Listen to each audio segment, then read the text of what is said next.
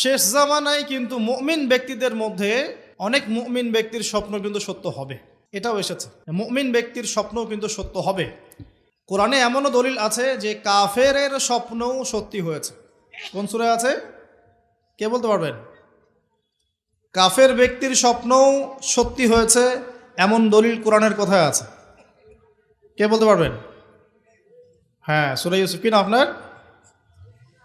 জি, আশিক। ঠিক আছে, মাশাআল্লাহ। আশিক ভাইয়ের জন্য আমাদের একটা হাদিয়া থাকবে ইনশাআল্লাহ, আপনি আলোচনা শেষে নিয়ে যাবেন। তো ইউসুফ আলাইহিস সালামের যে ঘটনা সূরা ইউসুফ, সেখানে আছে যে অমুসলিম দুজন ব্যক্তির স্বপ্ন সত্য হয়েছে, হয় নাই? একজন এসে বলেছেন আমার মাথায় রুটি, রুটি খেয়ে নিচ্ছে পাখি।